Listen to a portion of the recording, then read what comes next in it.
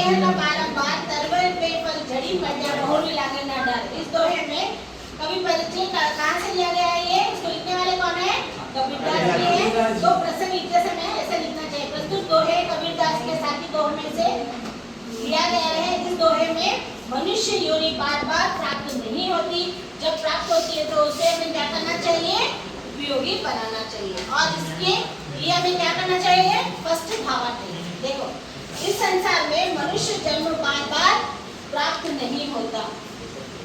इस बात को कबीरदास जी उदाहरण देकर समझाते हैं कि जैसे एक बार फल पेड़ से गिर जाता है तो वो पुनः पेड़ पर नहीं लगाया जा सकता, वैसे ही हमारा जो मनुष्य का जन्म है उसे हम बार बार फिर से अत्यंत दुर्लभ है, उसे बार बार हम जन्म नहीं ले सकते। इसलिए मनुष्य जीवन को हमेशा क्या करना चाहिए?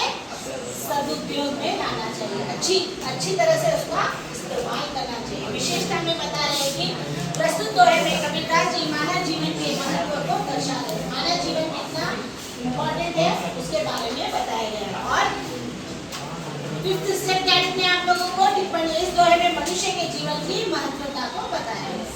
मनुष्य का जन्म कितना दुर्लभ है, कितना जल्दी हमें मिलता नहीं है, उसके बारे में इस दोहे में बताया गया है। क्या है दोहे का नाम? दोहा क्या है? बोल आप लोग देखो। मनुष्य यानी मनुष्य, दुर्लभ यानी बहुत कठिन तरह से उसको मिलना।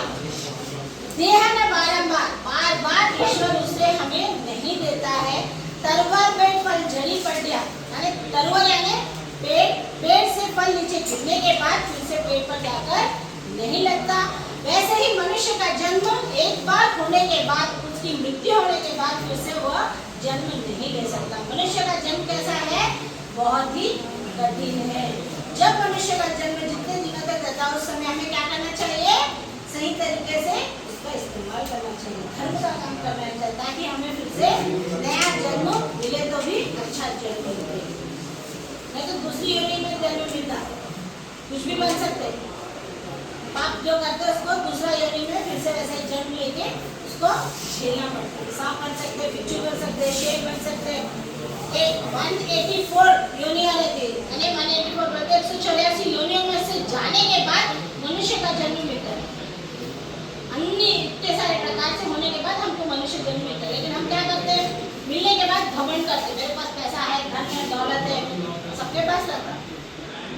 सब पैसा धन दौलत अपने चिता के साथ लेके चले गए, उनके पास नहीं गया ना, यही का यही रह जाता। खाली अच्छा क्या है बुरा क्या है वही रहता।